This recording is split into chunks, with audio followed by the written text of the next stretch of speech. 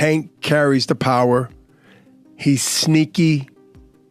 Explosive. Yeah. It's traps, and he's got ridiculous one-punch knockout power, too. He's just such an interesting fighter because his style is so different from everybody else. He's so conservative in the early rounds, throws so few punches, and he lets you work. He lets you work, and you're backing up, and you're always afraid of that power, and he's just moving in, trying to find that opening where he just gets in there on you.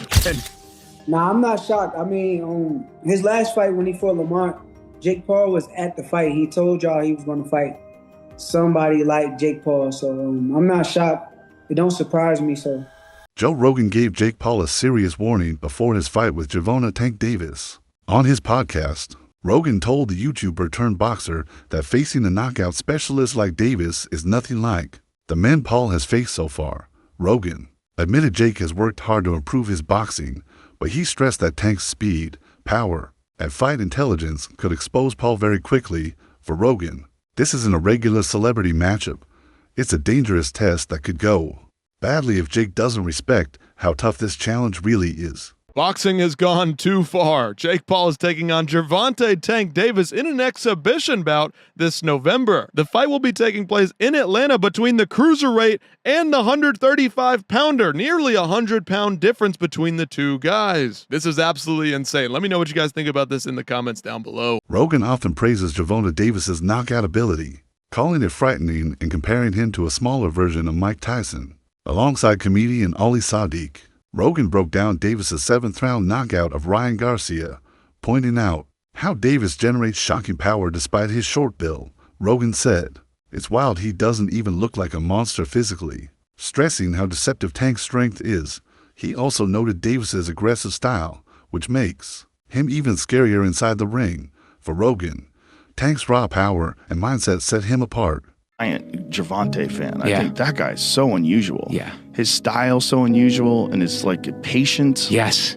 Yeah. The Leo Santa Cruz fight was really something for me because Leo Santa Cruz is a technician. He's great, Mexican style, but he's also a technician. And that fight was very close before Tank stopped him. Yeah. But he has that power that can end it. Well, he finds these openings and he sees them, but he doesn't go after them right away. He waits for the right time. He's so patient. Right.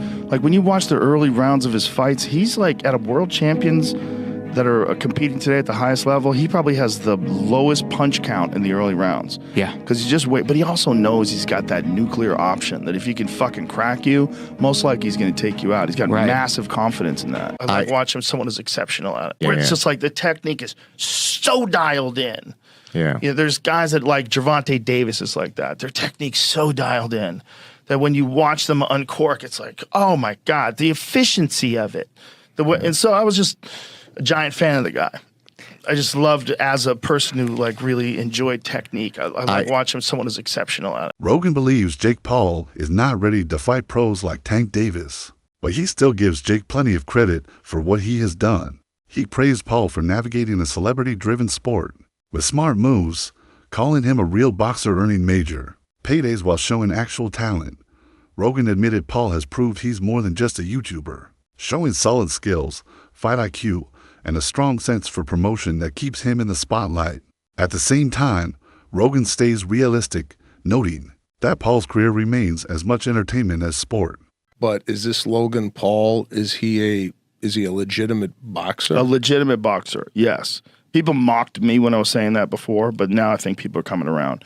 And the way I look at it, I say if this kid was not a YouTuber, if he wasn't some guy that you knew from the time he was like 16 years old on YouTube, and you just saw him box, and you saw him knock out former UFC champions, you saw him beat legitimate boxers, or beat athletes, and beat a bunch of MMA fighters, you'd go, this kid can fucking fight. He knows how to fight. Like nothing he's doing looks wrong.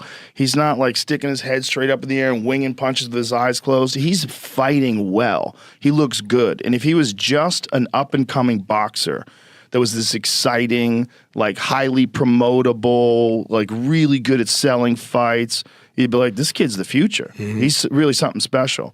If Jake Paul wasn't Jake Paul, if he wasn't this YouTube guy, he was just a boxer, and you see a boxer knock out the former UFC welterweight champion, not just the former, but one of the best ever, knock him out with one punch like that, you're like, oh man, have you seen this Jake Paul dude coming up? He's fucking for real. Because nothing about watching him fight, to me, screams like he's in over his head. Nothing. He looks like a real boxer. Much of the fight's attention comes from the clear size difference. Paul, who is 6 feet 1 inch and about 199 pounds, fights at cruiserweight. Davis, however, is only 5 feet 5.5 and usually weighs around 135 pounds as a WBA lightweight champion. This 60-pound gap has raised questions about fairness and safety. Still, the fight was agreed to as an exhibition, with Paul set to drop to 195 pounds in order to make things a little closer. Even with that cut, the weight difference makes this matchup unusual and controversial. Jake Paul versus Gervonta Davis is official. A lightweight takes on a heavyweight, a bit insane, a big size difference, but also a speed difference. I want to talk about this fight, my picks and predictions for how it's going to play out, and basically just let's run it. So the only combat sports fight I can think of off the top of my head that was similar in the size disparity is Buckley versus Rizabuyov. Now look at these guys. Buckley is 5'6", I believe 5'7". Rizabuyov is 6'5". It just looks ridiculous. And Jake Paul, it says 6'1", but I think he's more like 6'2". He's a big fucking dude. 76-inch reach.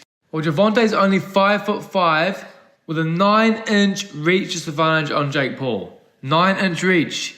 You're having a laugh, bud. But she's not all about size, boys. As Buckley showed against Rizabuyov, speed is a factor, and these little guys can move.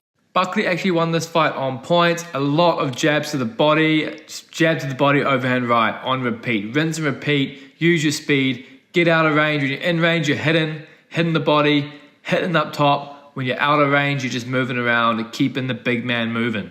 And I do see this going a similar way. Now, I'm not a Jake Paul hater by any means. I actually think he's pretty decent. But just the size difference, I mean, he weighs almost 100 pounds more than Gervonta. I mean, he is going to be a lot slower. And Jake isn't the most explosive and the quickest guy. I mean, like I said, I'm no Jake Paul hater. I actually think he's pretty good. He's got power, a lot of power, but he's just not that quick. And Gervonta is very fucking quick. Now, there is no way in the world Gervonta Davis finishes Jake Paul. You cannot pay me enough on that pick. But Gervonta Davis on points, I think is basically signed, sealed, delivered. It's going to be jab to the body, move. Jab to the body and move. And jab to the body again and move. It's all it's going to be. So if you're paying for this fight, I mean, I think it's on Netflix, so most of us should be locked and loaded. But if you're going any way to pay for this one, don't even bother. It's going to be boring as fuck. It's going to be Gervonta jabbing the body and Jake Paul missing overhands. That's what this fight's going to be. And it's going to be, I don't know, it's going to be 120 to 100 in favor of the little man. 5'5", 63-inch reach, Gervonta Tank Davis. For Davis, the risk isn't about his health, but about his reputation. Losing to Paul, a 12-1 fighter with limited pro experience, could damage his credibility among hardcore fans. On the other hand, Paul could gain huge respect and publicity. If he beats an undefeated champion like Davis, not everyone believes the fight belongs in boxing. Critics like Ryan Garcia mock the matchup, saying it feels more like scripted wrestling than a serious contest. Garcia called the idea of Davis moving up to 195 pounds delusional, warning that boxing is shifting from real competition to money-driven spectacles. Even so, with Netflix streaming it worldwide, the fight is expected to draw massive attention. Garcia said boxing's integrity is being chipped away in favor of hype. I think Davis is more to lose because he's the bona fide world champion. I don't care if he's much smaller. I think Jake Paul has sort of plateaued as far as where his boxing is concerned. It's rather low level. Yeah. He's big, he's physical, he's strong, he can hit. So there is that risk. Davis, at lightweight, you're in a moment where it's too physical for you. You can clinch. Against the heavyweight, where you clinching? You ain't getting out of that corner just clinching anymore if you run out of space. You know what I mean? So it's interesting. But Davis, listen, there's a lot of talking points that I'm sure we'll get into when this gets closer to the fight. Davis can still punch at lightweight. Can he drop a heavyweight? There's a lot to gain there, right? If Davis knocks the answer is yes. If Davis drops Jake on his ass, as much as Davis is the one with more to lose, still a highlight moment. A visual that will stay forever. Yeah, but if you get dropped, even if you're smaller, you're still a world champion, multiple weight classes. If you get dropped, you know, what's the look? What's the feel? On the inside, as boxers, me and Chris Algieri, the champ, even you, Jimmy, you have fight experience, so we know that the risk is a big guy that big hits you. You're probably going down if you're a small guy if he hits you clean. So we know the risk, but how does it look to the public eye who don't understand that? You know what I mean? The public. So there is a lot to lose, though. There's a bit to gain. I wouldn't necessarily have an issue with this had Davis's career arc been one that benefited boxing. Davis was manufactured and put into a position where he's supposed to benefit boxing, and I don't think he has. I think he's hurt boxing. So by giving him this reward, that's my problem. Why are we watching this? Why don't you make him earn his spot that he still hasn't earned, mind you? All right, so it looks like it's official that Jake Paul is going to be fighting Tank Davis. So pretty crazy considering Jake Paul is 6'1", 220 walking around, and Tank Davis is 5'5", and I think he's 140 walking around. So we're talking about 80-pound weight difference and then 8 inches of height. Everyone's been telling Jake Paul that he needs to fight real fighters in their prime. And Gervonta Tank Davis is in his prime and one of the best fighters out there, but this is just ridiculous.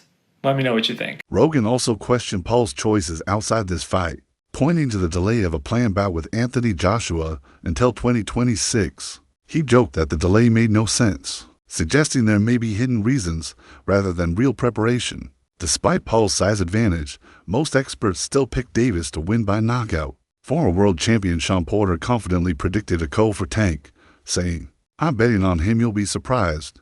Analysts agree that Davis's quickness, sharp ring IQ, and knockout punch make up for the size gap. Many insiders criticize the fight as harmful to boxing's credibility, though others admitted it will generate big money and media buzz.